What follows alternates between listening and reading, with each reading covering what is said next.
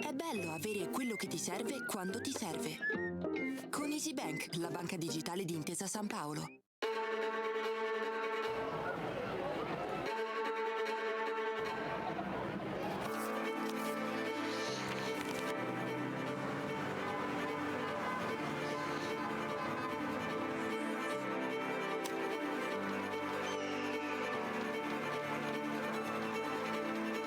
Vi prego, vi imploro, con umiltà e con fiducia, permettete a Cristo di parlare all'uomo.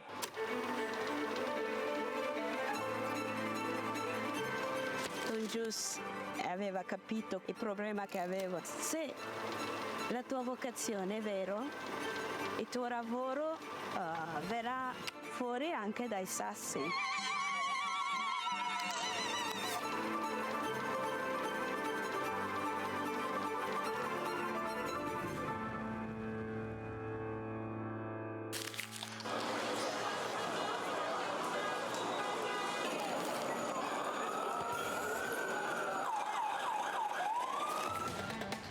Di comunicare la fede agli altri, ma veramente insieme a loro riscoprire che cos'è la fede, che cos'è la fede per me. Portare Cristo agli altri, comunicarlo agli altri è l'unico modo che abbiamo per conoscerlo veramente.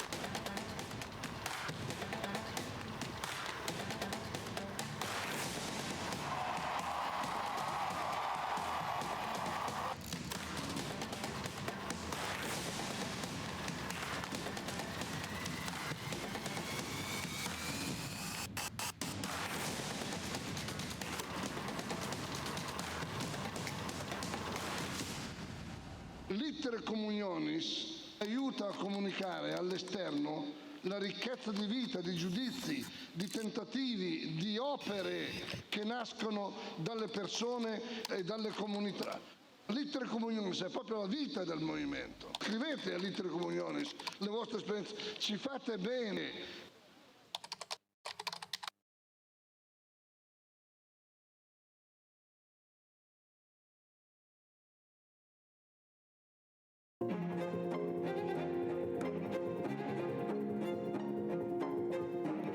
Si è voltato improvvisamente alla gente che era lì e ha detto: la gente che cosa dice che io sia? Chi dice che io sia? E voi chi dite che io sia?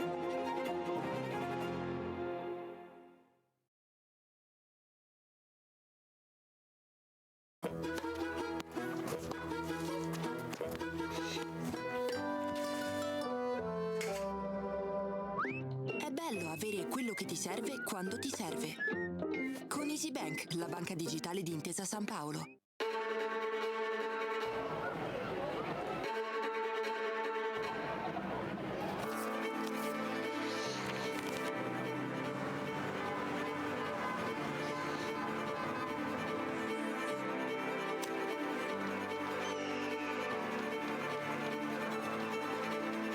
Vi prego, vi imploro, con umiltà e con fiducia, permettete a Cristo di parlare all'uomo.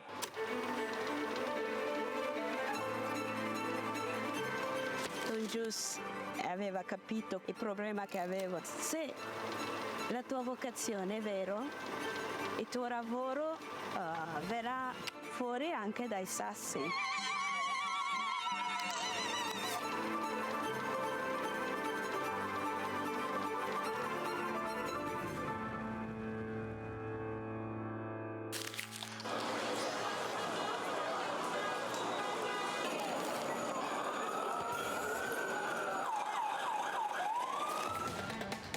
Di comunicare la fede agli altri, ma veramente insieme a loro riscoprire che cos'è la fede, che cos'è la fede per me.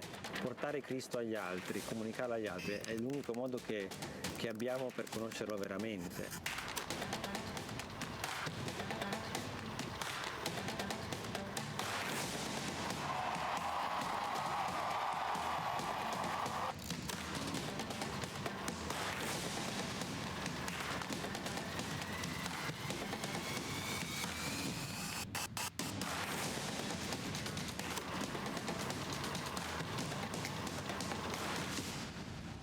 L'iter communionis aiuta a comunicare all'esterno la ricchezza di vita, di giudizi, di tentativi, di opere che nascono dalle persone e dalle comunità. L'iter communionis è proprio la vita del movimento. Scrivete all'iter communionis le vostre esperienze, ci fate bene.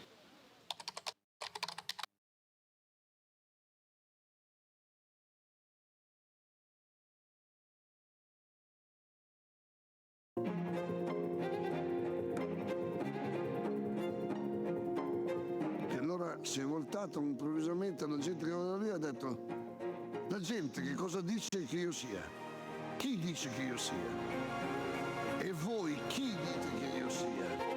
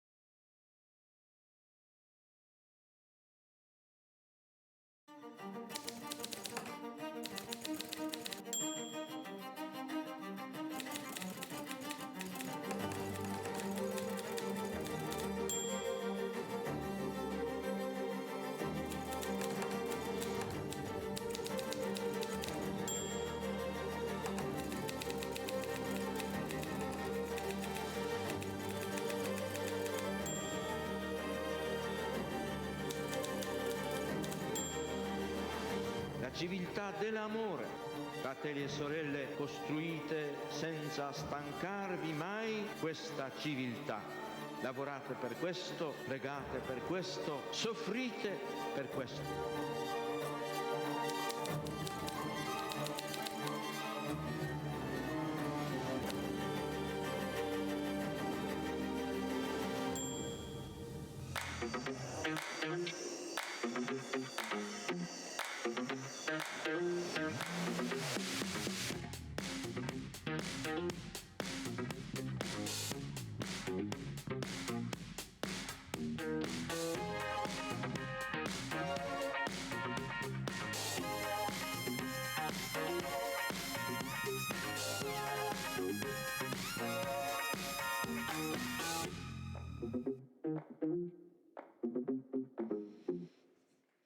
Buonasera.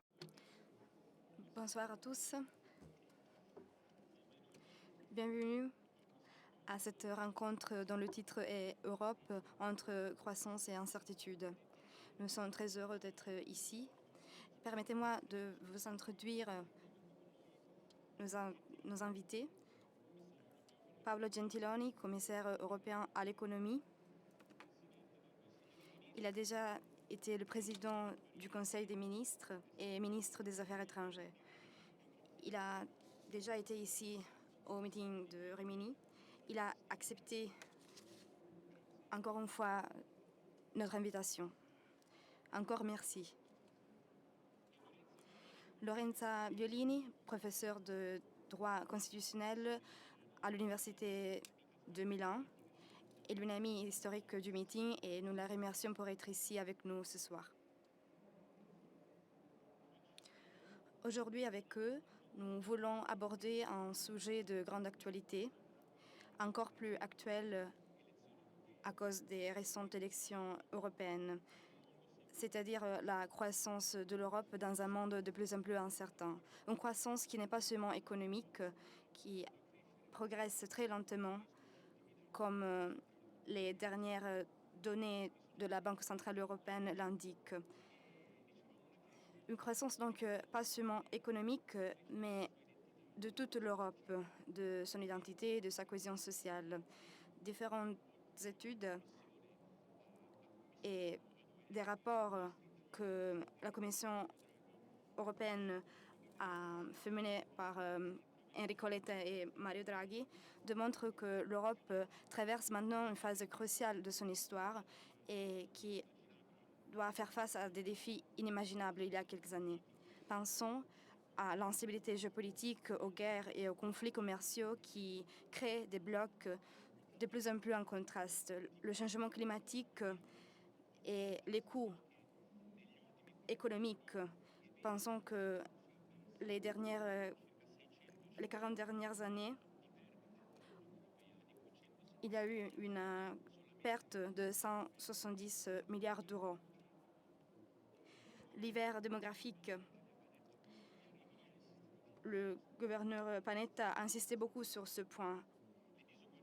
Les inégalités qui grandissent de plus en plus.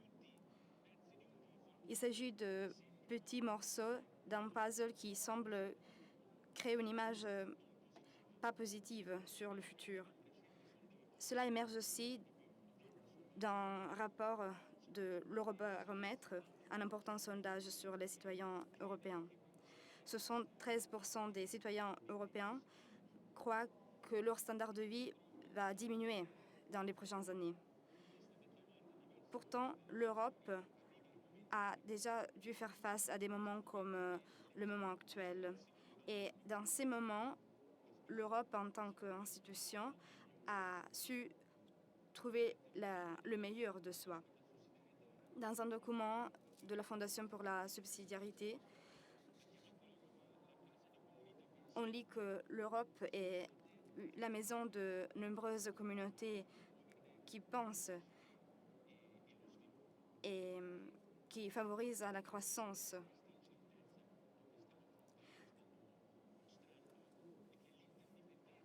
Maintenant, nous voyons très bien que l'interdépendance entre la dimension économique, sociale et institutionnelle est essentiel pour son développement.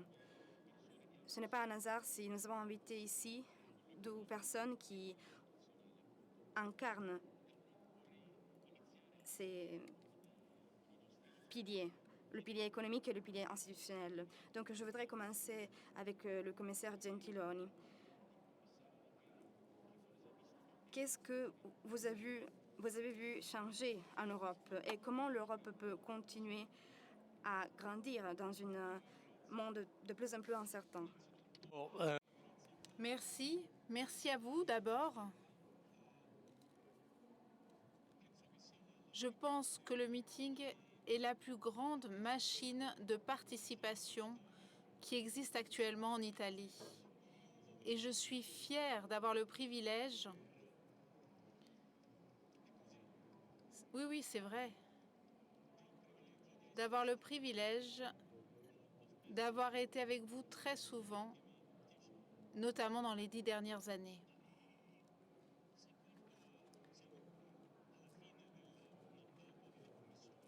Nous arrivons à la fin du mandat de l'actuelle commission, donc si je regarde en arrière, sur ces 5 dernières années,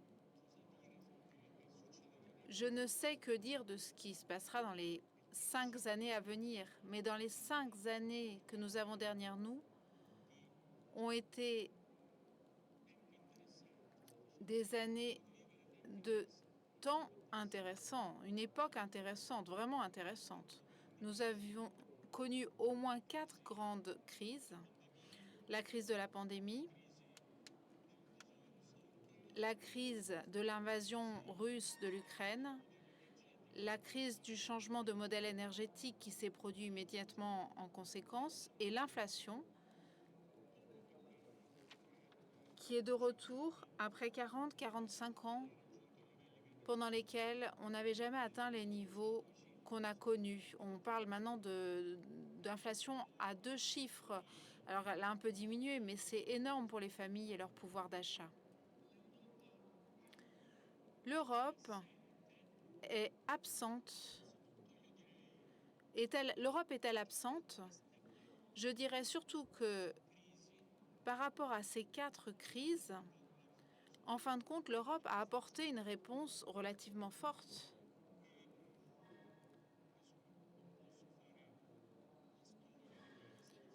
Je ne peux pas faire l'historique de ce qui s'est fait pendant ces années, mais je peux citer 2 exemples. Le premier, dans ces fameux eurobonds, ces émissions dans la dette européenne, on en parlait au début un peu avec un demi-sourire il y a une vingtaine d'années.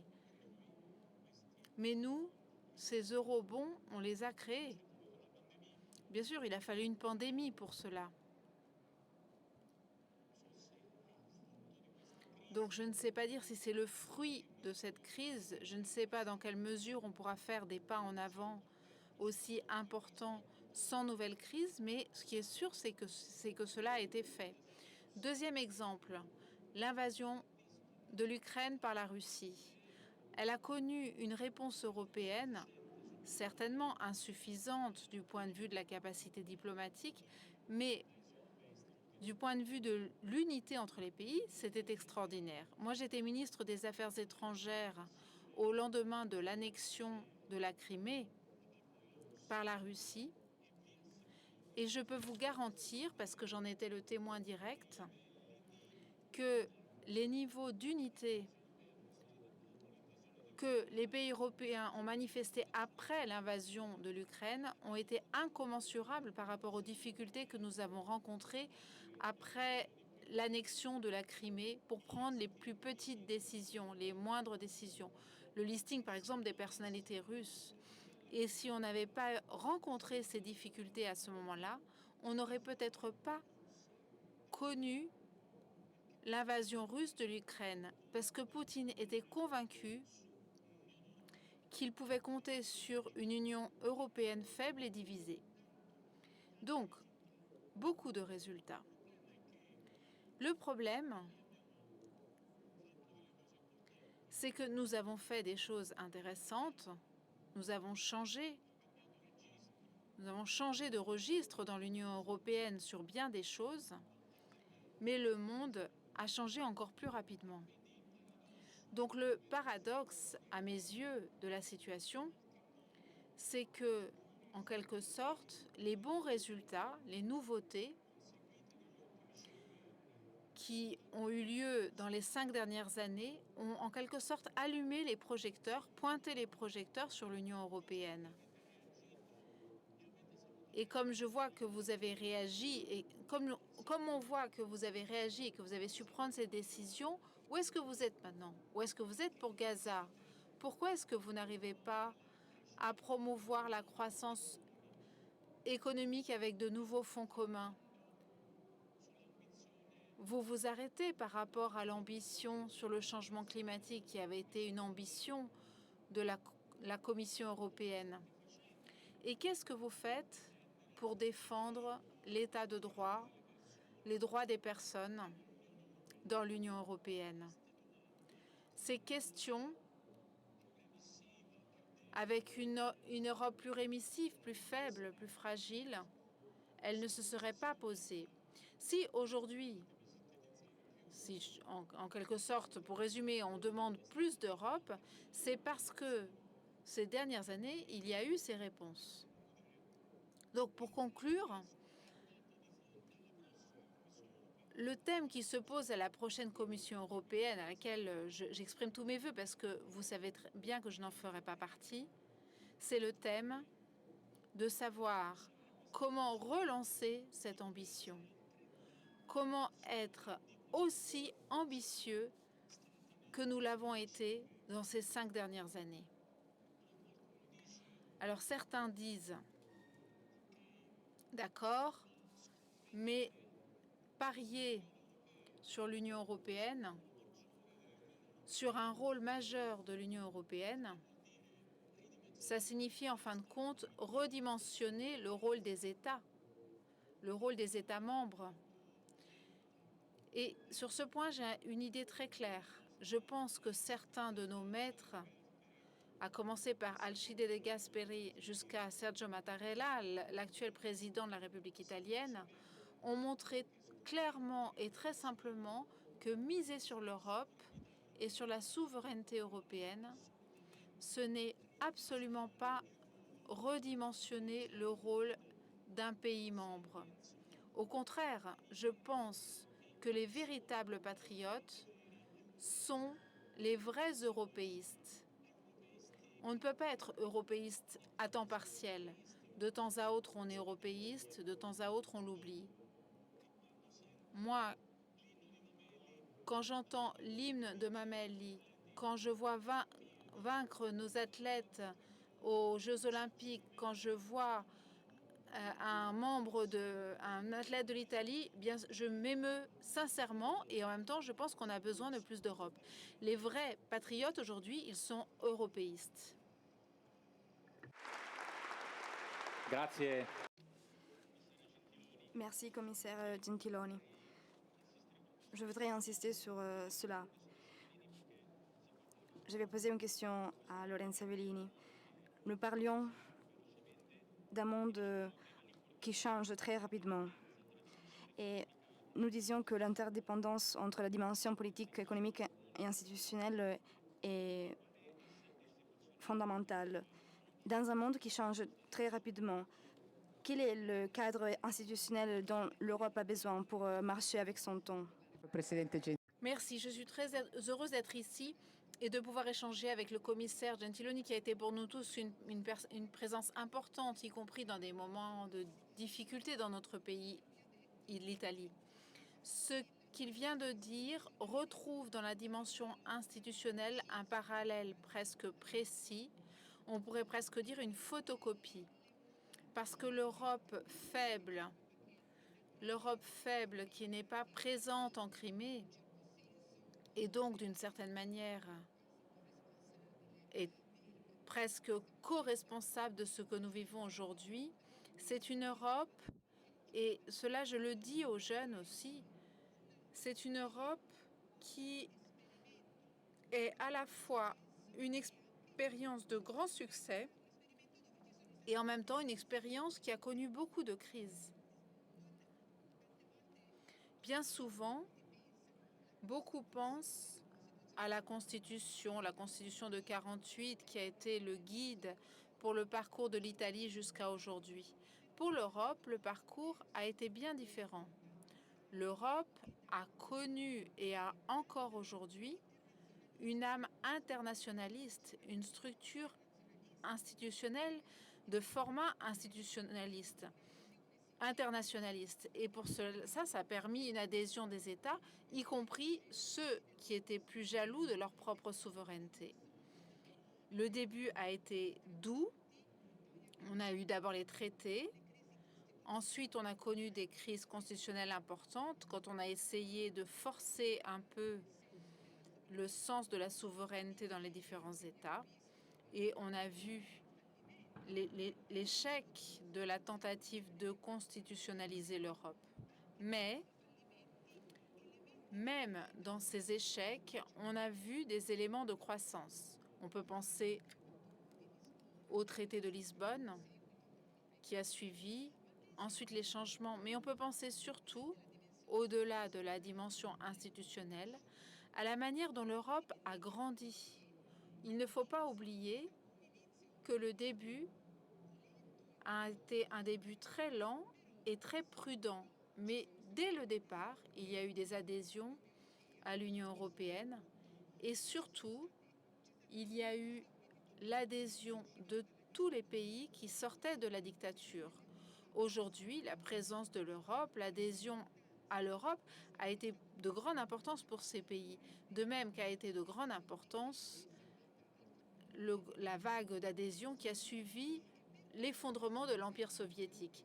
Et il ne faut pas oublier que les personnes et les États qui ont adhéré ont eu, à travers l'adhésion au marché unique, une importante croissance de leurs économies et donc, par conséquent, du revenu des personnes.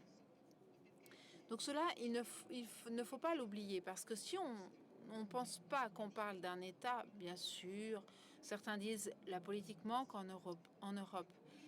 D'accord, la politique manque, mais parce qu'il y a une tension constante entre affirmer une identité européenne et maintenir, conserver, renforcer l'identité des États, qui est l'un des éléments fondamentaux du traité. Pensez à l'article 2, avec toutes les valeurs communes qui y sont proclamées, et l'article 42, où l'on dit explicitement que parmi les valeurs européennes, il y a aussi la valorisation et la préservation des identités nationales. Donc, ce passé qui a conduit ces dernières années, comme nous l'a expliqué, ça nous a été expliqué de façon très intéressante et profonde, ce sont des années où l'Europe a grandi. Et donc, nous avons aujourd'hui encore l'espoir que cela puisse changer. D'accord, sur le plan international, ce sera un long chemin, parce qu'il est clair aussi sur ce stade que l'histoire des compétences que l'Europe a dans son escarcelle sont limitées. Aujourd'hui, probablement, il faudrait certainement faire des pas en avant pour donner plus de poids à l'Europe, plus de pouvoir. Je cite seulement un exemple pour rendre concret le discours que je fais. En 2023, quand la crise en Ukraine a éclaté, ou plus exactement 1 an et demi après l'éclatement de cette crise, l'Europe, en 3 mois, a été capable de faire un règlement pour permettre de financer la production des munitions et des missiles dont l'Ukraine avait besoin pour se défendre. Bien sûr, ce n'est pas l'idéal de grandir dans cette dimension, mais la capacité de réponse malgré les difficultés, les problématiques qui sont sous-jacentes dans cet ensemble de compétences que possède l'Europe n'a pas empêché l'Europe d'agir. Et de même, rien n'a empêché l'Europe d'agir après la crise du Covid. Si l'on pense, vous vous le rappelez peut-être, comment l'Europe avait réagi à la crise des droits souverains avant la crise financière, et avant à la crise financière, nous nous rendons compte qu'il y a une différence bien plus marquée à la manière la différence entre la réaction face à l'annexion de la Crimée et la réaction actuelle. Parce qu'à l'époque, dans la première décennie de ce siècle, nous avons dû recourir à des instruments de droit international pour essayer d'affronter la crise, et il y a eu aussi un certain nombre de problèmes, l'austérité, la naissance d'une certaine aversion vis-à-vis de l'Europe.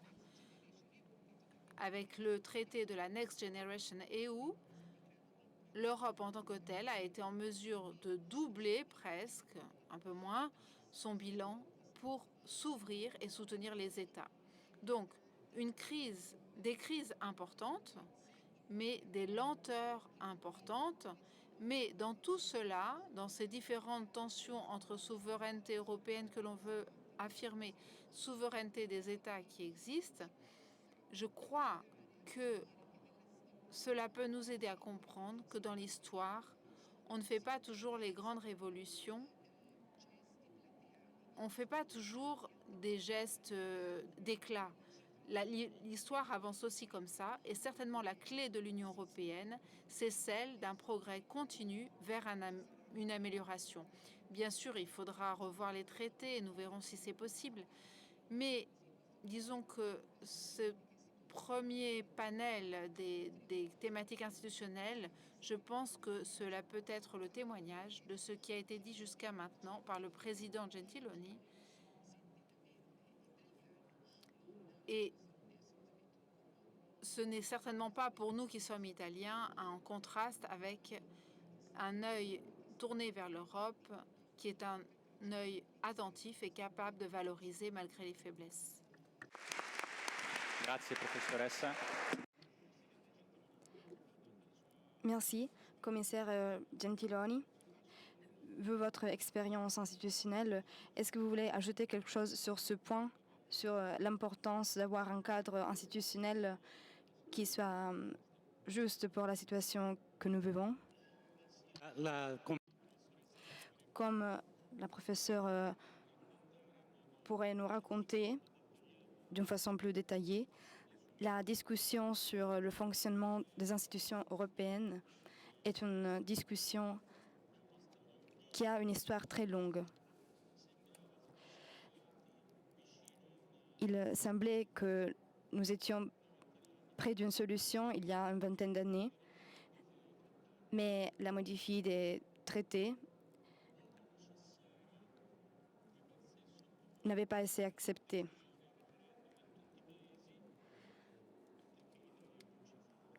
En Italie, il n'y a pas eu un référendum, mais en France, il y a eu la volonté d'avoir un référendum. Et c'était la France à ne pas permettre ce référendum.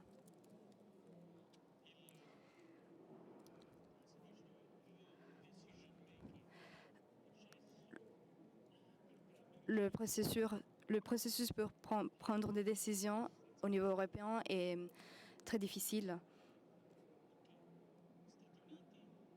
Aux États-Unis, c'est plus simple. Il y a une démocratie qui semble être parfaite. Le président, la Cour suprême, le Congrès, le niveau de division interne a porté très souvent à une sorte de paralysie. Les Européens ont décidé plus facilement, même si l'Hongrie cherchait de poser un veto face à la situation en Ukraine par rapport aux États-Unis, à cause de ces divisions internes. Le Royaume-Uni, après avoir entendu à plusieurs reprises « Vous, les ministres italiens, vous changez tout le temps », en tant que commissaire européen, C'est vrai que j'ai vu 5 chanceliers anglais. Il appelle le chancelier le ministre à l'économie. Le nombre 11 de Downing Street.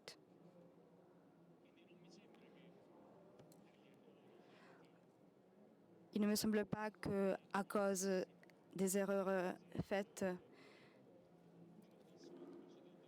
il s'agit d'un exemple d'extraordinaire capacité de décision. Je voudrais donc dire qu'avec l'effort nécessaire, parce que si tu vas en Europe, tu dois comprendre que prendre des décisions, c'est difficile, que les compromis sont nécessaires, que pour faire des compromis, il faut tenir en considération les différentes inspirations de type culturel, parce qu'il y a les socialistes, les libéraux, les démocratiens, les conservateurs, etc. Mais au-delà des inspirations politiques culturelles, il faut tenir en considération les intérêts nationaux. Parce que chaque pays a ses intérêts politiques. À la fin, les décisions sont prises. Pour dramatiser, je pense que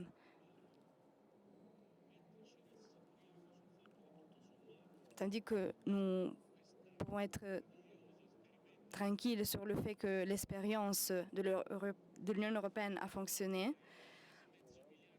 où est-ce que tu trouves presque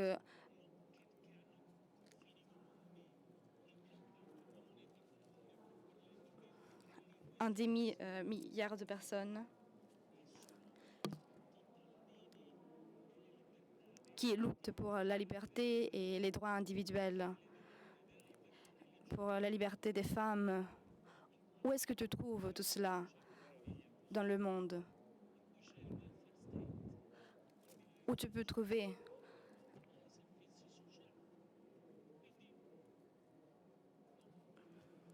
le welfare state?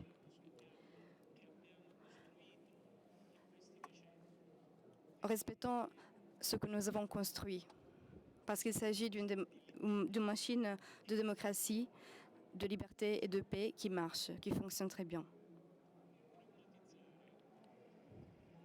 Pour dramatiser,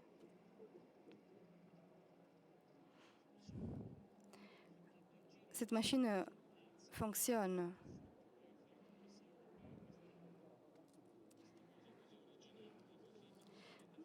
Comment est-ce que vous avez fait? Comment il est possible? Nous ne sommes pas un État. La professeure Violini nous le rappelait.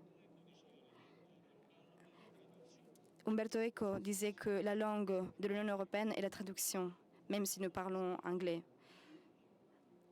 Dans l'Union européenne, nous parlons une langue qui est la langue nationale de tous les pays membres, même si on parle toujours en anglais.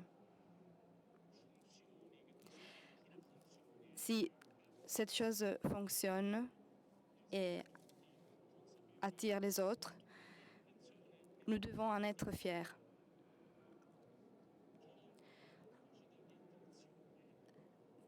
Ta capacité d'attraction est l'indication d'une limite que tu as. Nous avons 9 pays qui peut-être ils sont 9 parce que la Turquie, on peut le considérer un pays candidat en permanence. Mais les autres 8 pays sont les pays des Balkans et des pays de l'ex-Union soviétique. Est-ce que nous voulons les laisser en dehors? Je pense que ça serait inacceptable. Quand je vois les drapeaux de la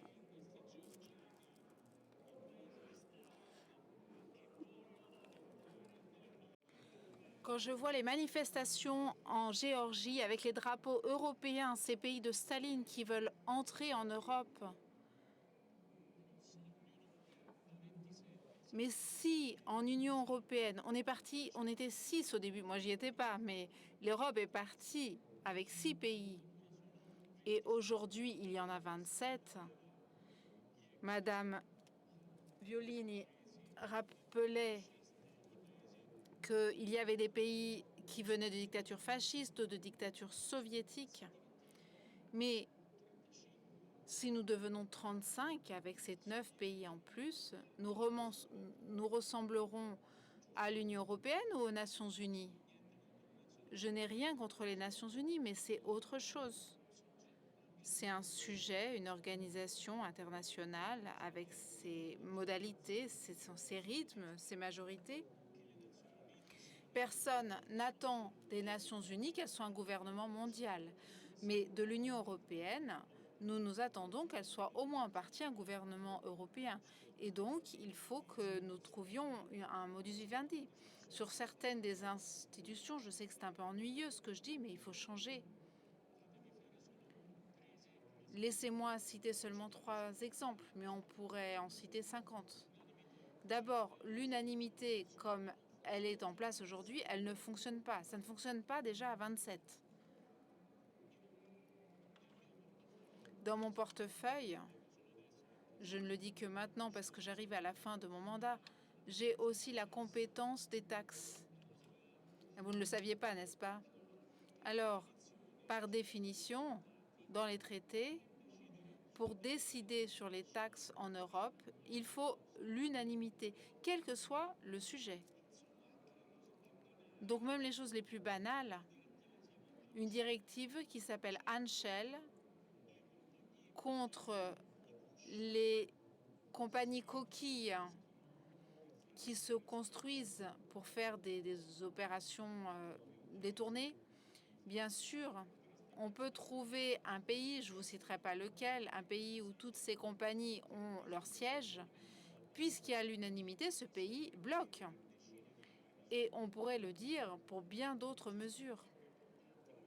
Il y a des choses plus importantes, la politique étrangère par exemple. Là aussi, il faut l'unanimité. À 27, c'est compliqué. À 35, continuer avec l'unanimité, ce sera impossible. Donc ici, il faut corriger. Il faut corriger sur la défense, parce que, surtout si les États-Unis prenaient une certaine direction, le risque diminue par rapport à il y a quelques semaines. Mais enfin, si les États-Unis partaient dans une direction plus isolationniste, alors là, parler de défense européenne commune à 27 membres, sans prendre de décision, ce serait bien compliqué. Soumettre tout cela à la règle de l'unanimité, ce serait très difficile. Et en troisième lieu, il faut nous comprendre entre nous si nous voulons élargir, comme nous voulons le faire, sur les ressources que nous avons et que nous mettons à disposition.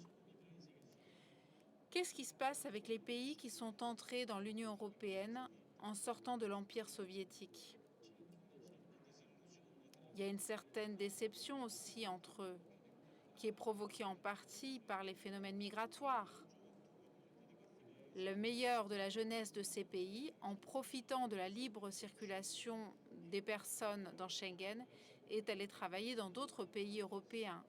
Mais en même temps, le revenu pro capite de ces pays, il y a 20 ans, c'était 42% du reste de l'Union européenne, disons de l'Union européenne traditionnelle, et aujourd'hui, on est à 74%. En 20 ans, ces pays ont pratiquement atteint le reste de l'Union européenne. Mais il y a un thème des ressources. Si nous nous agrandissons, nous nous élargissons à des pays aussi grands que l'Ukraine, où partiront les fonds communs européens?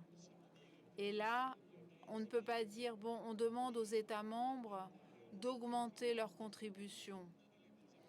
l'une des choses les plus impopulaires que l'Europe puisse faire, c'est de demander à ces pays d'augmenter leur contribution à l'Union. En Europe du Nord, ce n'est même pas la peine de leur demander d'essayer d'augmenter leur contribution. Ils disent non. Ce qu'il faudrait faire, c'est progressivement se mettre dans les conditions, puisque pour 20 pays, bientôt 21 sur 27, nous avons une monnaie unique, progressivement avoir une sorte de trésor unique, entre guillemets. Ce Next Generation EU, comment est-ce qu'il est né? Parce qu'il a montré que la Commission européenne peut aller dans les marchés financiers et recueillir. Alors pensez qu'en 2019, la Commission européenne recueillait 180 millions d'euros dans les marchés financiers. En 2021, on est à 120 milliards dans les marchés financiers européens. Et avec cela, tout en maintenant le triple A et en restant un sujet économique très fort. Si on pense de continuer avec l'Union européenne à 35, sans faire des pas en avant vers un trésor européen, je crois que nous nous berçons d'illusions. Les Américains ont fait le parcours inverse. Ils sont partis du trésor. La célèbre décision du premier secrétaire au Trésor, Hamilton, qui a décidé de rassembler les différents trésors des États. Et puis ensuite, il a fallu de nombreuses décennies pour faire la Banque fédérale. Donc, pendant des années, on avait un trésor fédéral et les banques relevaient des États. Nous, on peut faire pendant une période donnée le contraire, c'est-à-dire avoir une seule banque qui décide tout dans la politique monétaire et 27 trésors différents.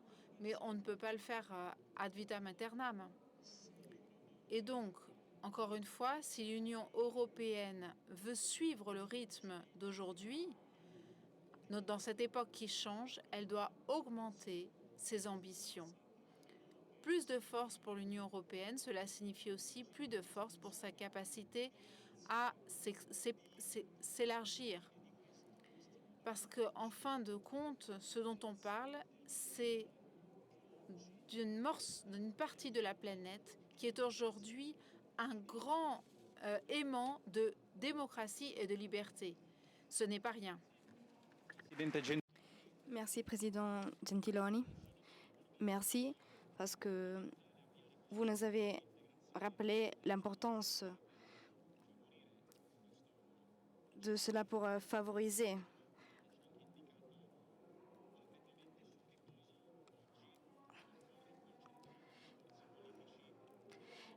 mais je voudrais vous poser une question. Je voudrais poser une question à Madame Violini. Est-ce que ce processus d'intégration nous amènera vers une nouvelle constitution européenne ou à reconsidérer les négociations entre les États qui sont désorganisées? Alors, je crois que la voie vers une fédéralisation de l'Europe est une voie très complexe, très difficile, et peut-être ce qui est plus cohérent avec l'histoire de l'Union européenne, c'est la politique des petits pas, avec parfois peut-être un pas en arrière. Mais nous l'avons vu, les crises, jusqu'à présent, ont toujours été des occasions de grandir. Pour moi, et je crois pour beaucoup de mes collègues qui étudient de façon plus détaillée le droit constitutionnel de l'Union européenne, le thème qui nous attend sera une réflexion sérieuse sur certaines modifications des traités. Les questions ont déjà été mises sur le tapis, toutes les questions fondamentales. Essentiellement, ce sont les thématiques relatives à l'unanimité à laquelle sont soumises toutes les décisions et dont aujourd'hui nous sentons le besoin. Nous avons besoin de ce changement pour faire grandir l'Europe. D'abord, on l'a rappelé, la politique de sécurité et de défense commune. Aujourd'hui, on fait des pas en avant dans la coordination, dans la gestion. On arrive aussi à faire des achats ensemble sur le marché pour pouvoir mettre ensemble une potentielle défense européenne. Mais ce sont encore des pas qui sont beaucoup freinés par la politique de l'unanimité. Une fois encore, ce seront des petits pas, mais il faut y croire un peu. Par exemple, je me rappelle que le 22 novembre dernier, le Parlement européen a adopté une résolution qui avait pour but de donner le jour à une commission pour la réforme du traité de Lisbonne. Alors, pour dédramatiser, cette résolution a été votée à 291 voix contre 264.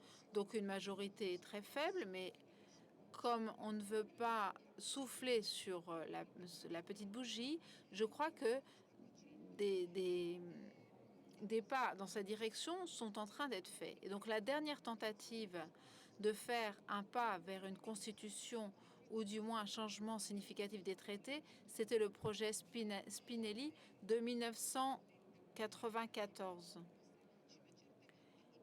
Mais on va tout doucement, mais on peut faire des pas. Il faudra aussi que le Conseil européen prenne des initiatives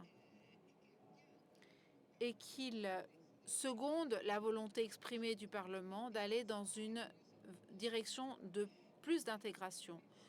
Le commissaire Gentiloni pourrait nous aider certainement à mieux définir cette thématique. Mais si nous parlons de constitution, on ne peut pas ne pas évoquer un autre qui entre dans la souveraineté des États.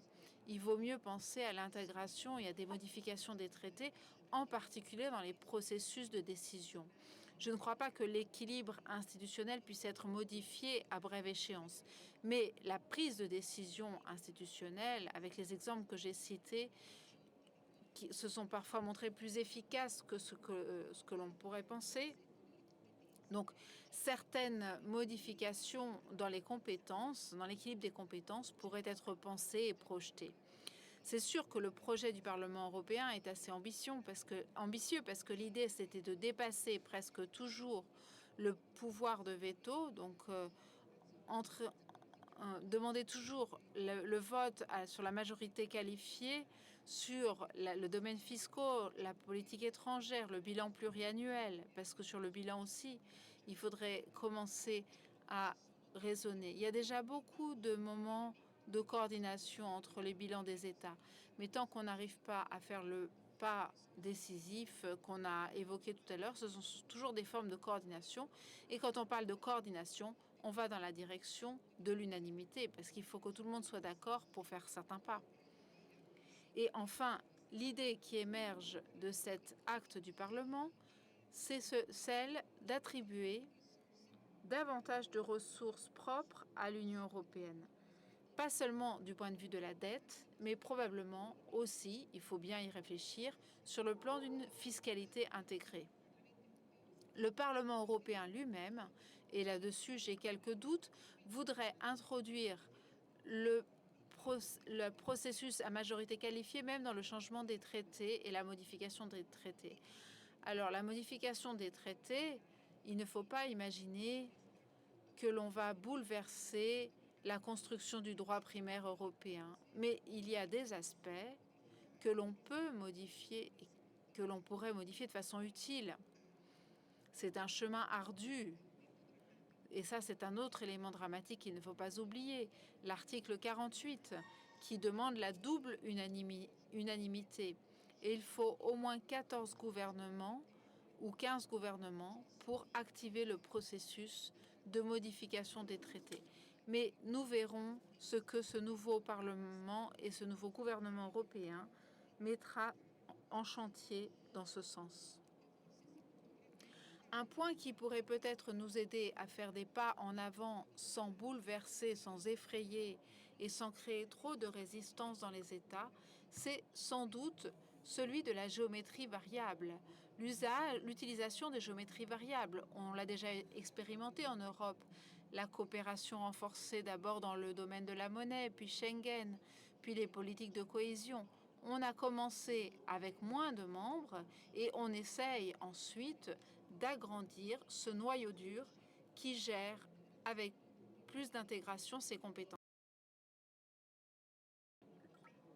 Je le répète, il faut être très prudent lorsque l'on parle de cela, mais il est tout de même juste de commencer à activer des processus de pensée et trouver quelques éléments de consensus qui peuvent être utiles pour faire en sorte que ce tableau institutionnel aussi lourd à gérer puisse devenir plus utile pour l'économie européenne. D'ailleurs, et avec cela je termine, c'est absolument impensable qu'avec un panorama global de ce type, des États tout seuls puissent affronter la restructuration de la politique industrielle. Combien d'entre nous en Europe, combien d'entre nous ici ont dans la poche un téléphone qui n'a pas été fait en Europe? Donc il faut penser à des investissements très puissants dans la construction des nouvelles technologies. Ne plus être la dernière locomotive par rapport à la Chine. Monsieur Panetta, le traité de Panetta dans la dernière semaine est absolument représentatif. Nous sommes dans un moment où si on ne fait pas un pas en avant, on va finir par reculer.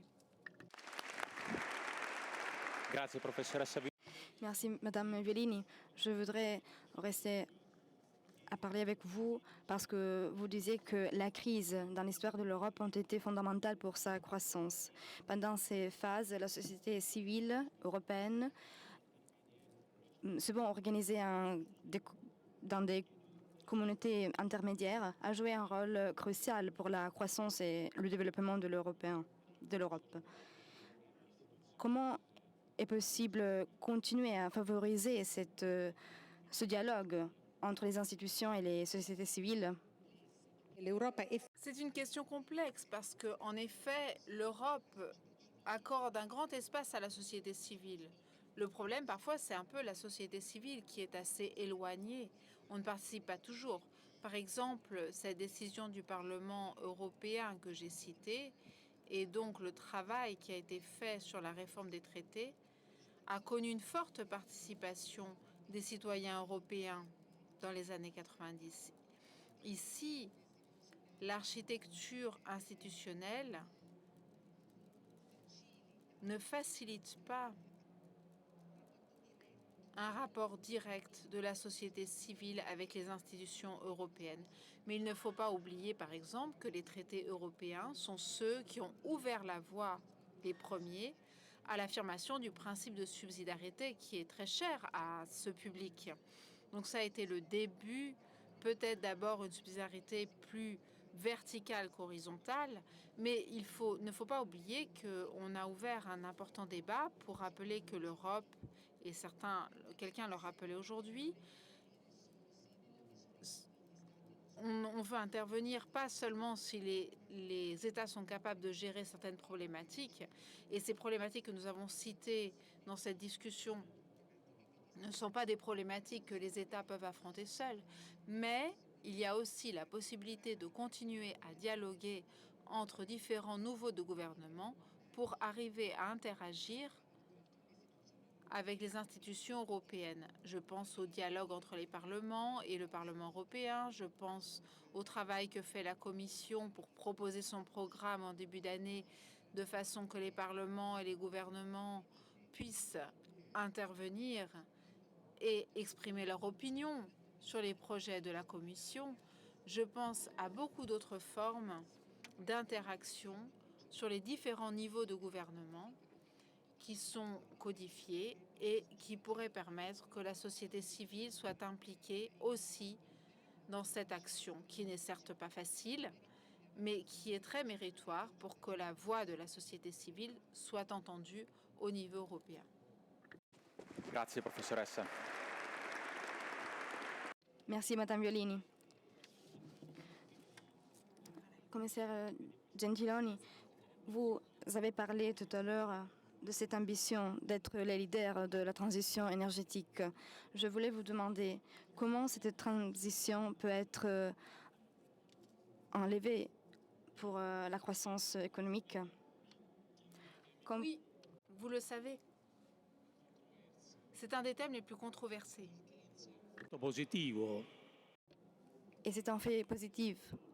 parce que nous avons vécu beaucoup de décennies pendant lesquelles cette question était la question du changement climatique. Ce sujet était aux marges de la discussion.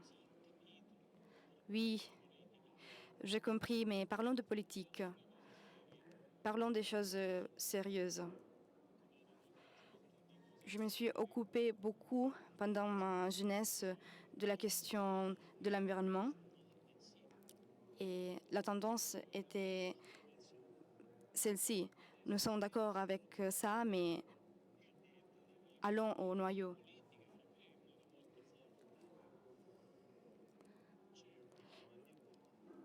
Mais il y a aussi le sujet environnemental. D'un côté, je pense que la Commission européenne de von der Leyen, la von der Leyen 1, pouvons dire, cette commission a pris une grande responsabilité. Quand cette commission est née, elle pensait à cette transition climatique comme sa carte d'identité. Après, tout s'est passé. La pandémie, la guerre, l'inflation, etc.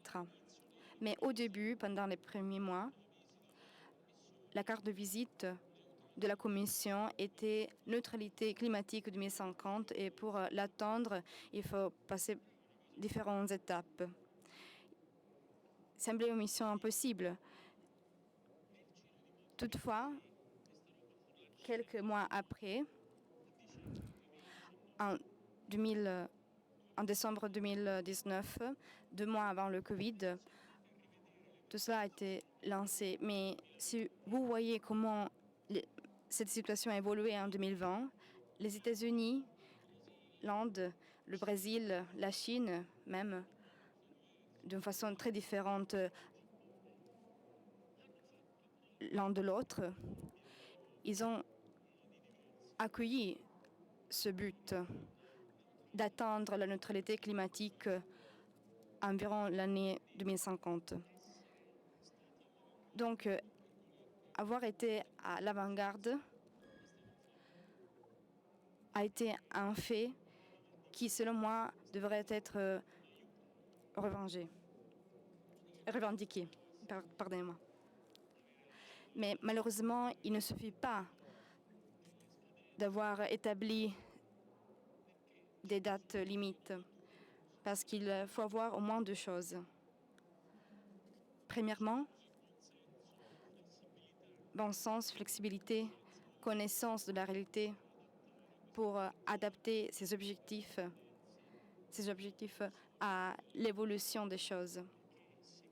Parce que si ces choses ne sont pas comprises par les citoyens ou par le monde des entreprises, si nous n'avons pas les développements technologiques qui puissent les rendre possibles, c'est impossible de suivre ces objectifs. Dans beaucoup de pays de position nationaliste, il y a beaucoup de ressentiment face à ces objectifs, considérés un peu trop exagérés. La première chose dont on a besoin est bon sens et flexibilité. Deuxièmement, on a besoin d'une très grande opération de transformation de notre monde du travail. Parce que il y a de travaux pour la transition énergétique, mais il faut voir le développement. Il faut avoir une transformation qui concerne aussi l'intelligence artificielle. Il y a beaucoup de professions qui vont changer. Donc, intelligence, flexibilité, bon sens dans la mise en place de ce programme. même si, je répète, les avoir lancés a été positif. J'ai entendu dire Michelle Obama pendant la Convention des démocratiques rappeler l'importance du pouvoir contagieux de l'espoir. Je pense qu'il s'agit d'une belle phrase. L'espoir dans un monde, d'un point de vue qualitatif, meilleur d'un point de vue de l'environnement. C'est contagieux, mais c'est dans la mise en œuvre des objectifs irréalisables sont présents, c'est plus difficile. Donc, il faut suivre la transition énergétique, mais avec un plus grand réalisme. Il faut faire face à la question des opportunités que ces transformations présentent et qui sont extraordinaires. Grazie. Merci, commissaire Gentiloni. Je me permets de vous poser encore une question. Dans quelques mois, la nouvelle Commission européenne va s'installer. Quels sont, selon vous, les points principaux sur lesquels nous devrons poser notre attention? Alors, la Commission européenne est une machine très consistante. Et ce qu'elle est en train de faire et ce qu'elle fera dans les semaines à venir, fondamentalement, ce sont deux choses. Les bureaux prépareront les nouveaux commissaires à leurs auditions parlementaires. Et c'est quelque chose de compliqué. Il y en a toujours qui sont refusés. Et dans la dernière commission von der Leyen, 3 commissaires ont été refusés. De l'autre côté, la présidence de la Commission travaille, en plus de la structure de la Commission, sur les différentes missions à attribuer aux différents commissaires. Et ensuite, cela sera résumé dans des lettres que la présidente enverra aux nouveaux commissaires, dans lesquelles il y a écrit en théorie tout ce qu'ils doivent faire pendant les 5 ans, parce que tout cela, ça dure 5 ans.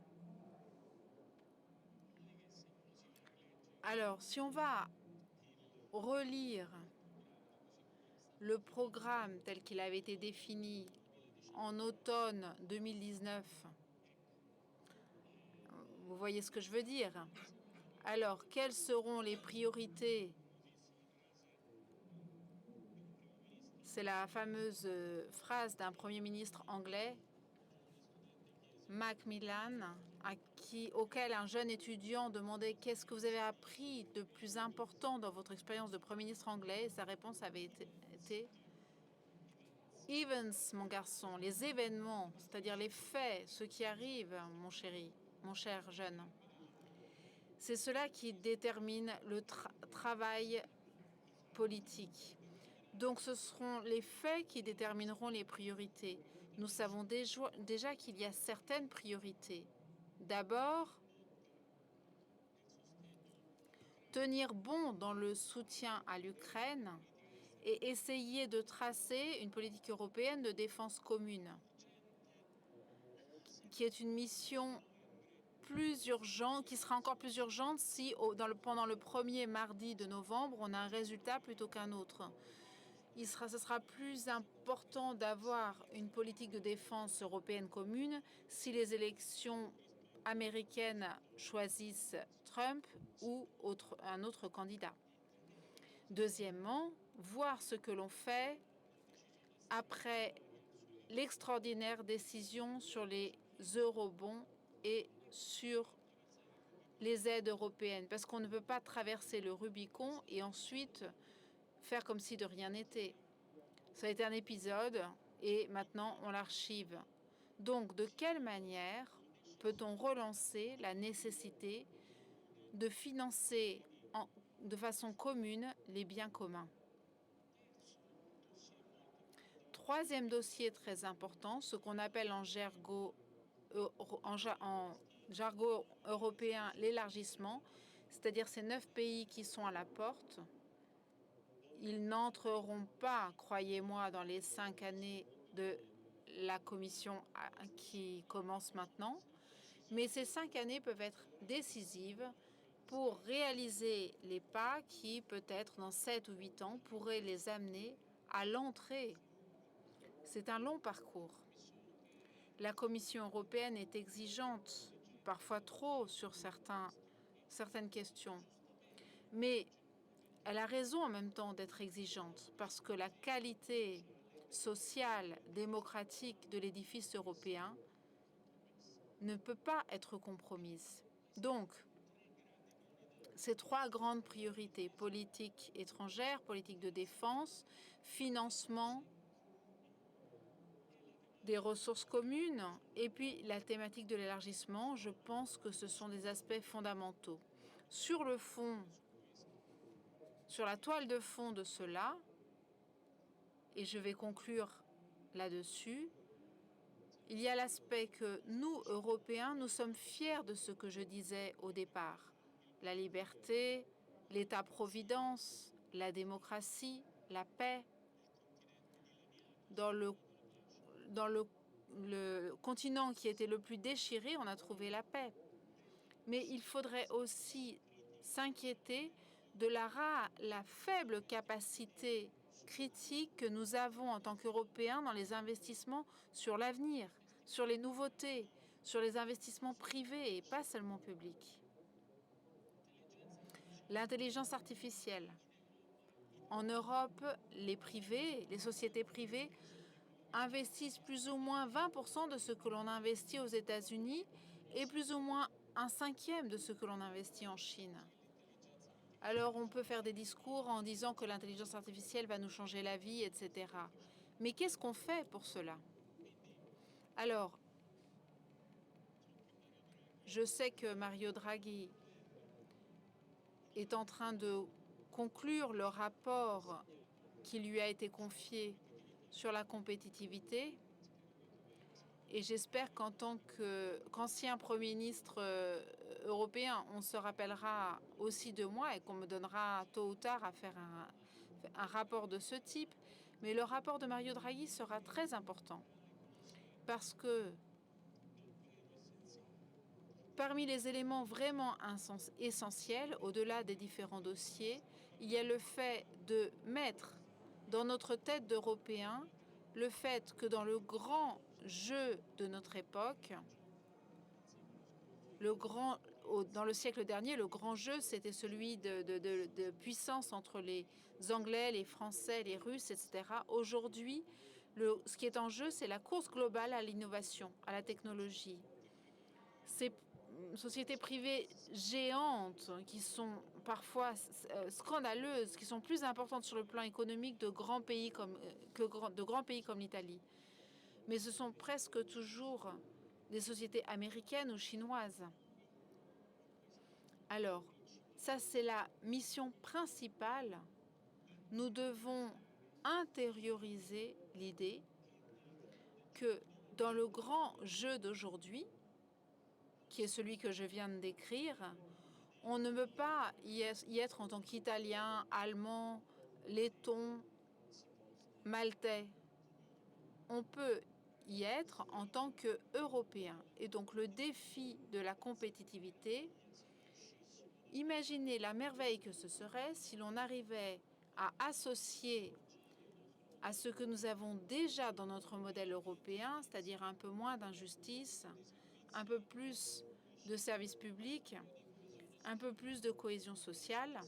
Imaginez la merveille que ce serait si nous pouvions associer ces caractéristiques qui sont les nôtres avec une capacité compétitive sur les brevets, sur l'innovation, sur la technologie qui, pour le coup, ne sont pas les nôtres. Et ça, c'est peut-être le principal défi que la nouvelle Commission aura à affronter. Bonne chance. Grazie. Merci. Merci vraiment à nos invités parce qu'ils nous font comprendre la valeur de connaître les faits. Connaître pour décider. Deuxièmement, ils nous ont rappelé que l'Europe est un bien. Sa biodiversité est un bien. Il faut corriger ce qu'il faut corriger et valoriser le positif. La culture subsidiaire faite de personnes, de société civile et d'institutions est fondamentale aujourd'hui pour permettre à l'Europe de continuer à grandir. Moi, je vous remercie et permettez-moi de remercier le commissaire Gentiloni d'être ici aujourd'hui. Je vous remercie parce que c'est votre première contribution au meeting et je vous rappelle aussi que c'est une occasion aussi pour vous de donner une contribution au meeting. Le meeting a aussi décidé de donner une partie de ses fonds à la Terre Sainte. Donc, je vous invite fortement à contribuer à cette cause. Donc, merci et bonne continuation à tout le monde.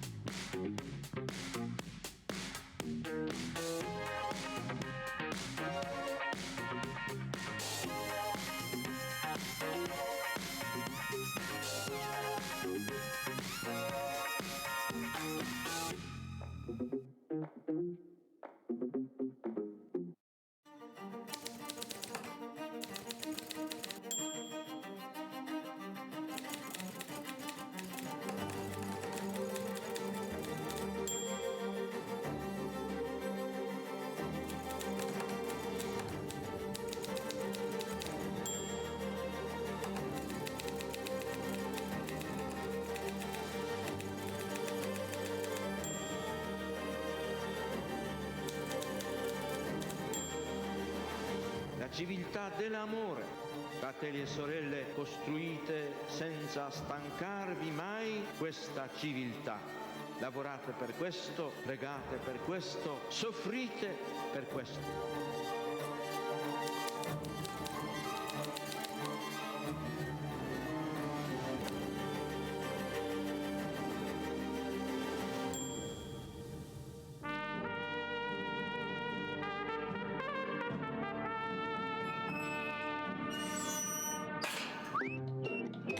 Avere quello che ti serve quando ti serve. Con EasyBank, la banca digitale di Intesa San Paolo.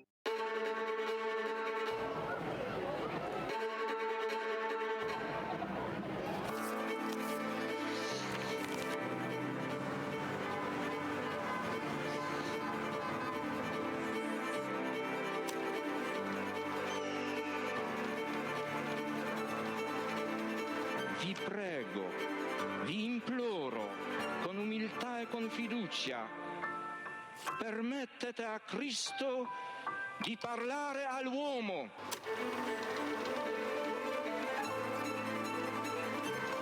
Don Gius aveva capito il problema che avevo. Se la tua vocazione è vero, il tuo lavoro verrà fuori anche dai sassi.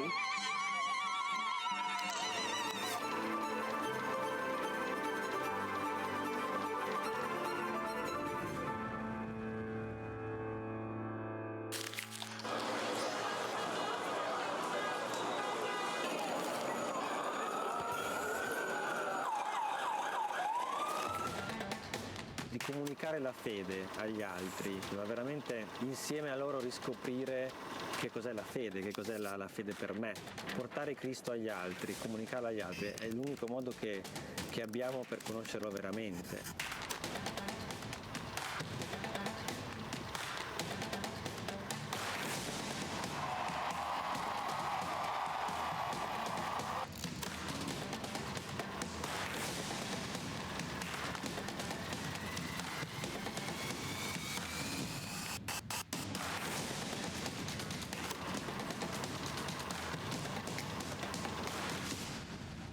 L'iter communionis aiuta a comunicare all'esterno la ricchezza di vita, di giudizi, di tentativi, di opere che nascono dalle persone e dalle comunità. L'Iter Communionis è proprio la vita del movimento. Scrivete all'Iter Communionis le vostre esperienze, ci fate bene.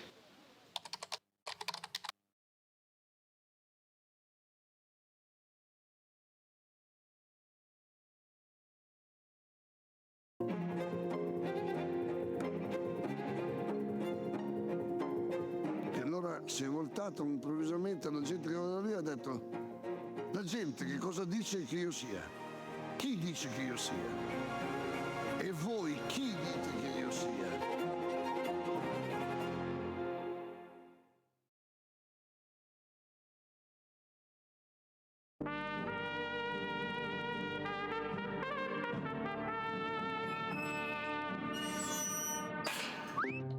È bello avere quello che ti serve quando ti serve. Con EasyBank, la banca digitale di Intesa San Paolo.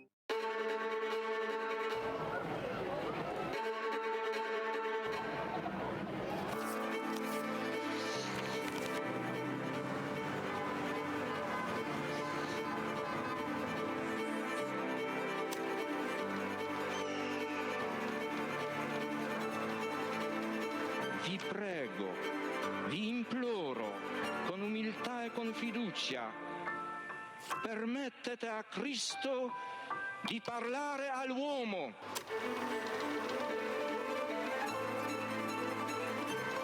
Don Gius aveva capito il problema che avevo. Se la tua vocazione è vero, il tuo lavoro verrà fuori anche dai sassi.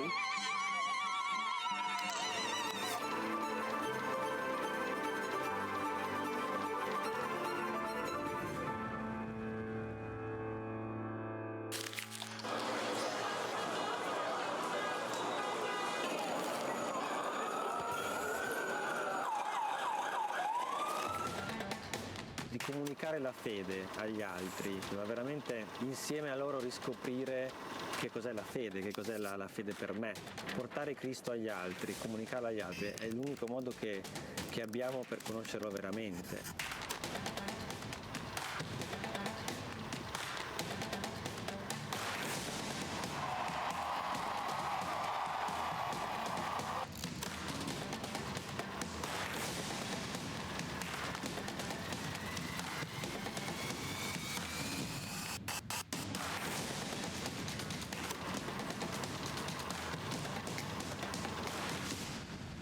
L'Iter Communionis aiuta a comunicare all'esterno la ricchezza di vita, di giudizi, di tentativi, di opere che nascono dalle persone e dalle comunità.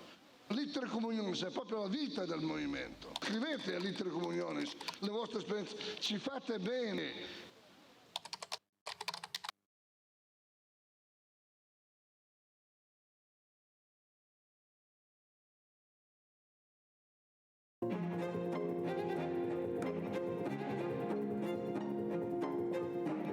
Si è voltato improvvisamente alla gente che era lì e ha detto: la gente che cosa dice che io sia? Chi dice che io sia?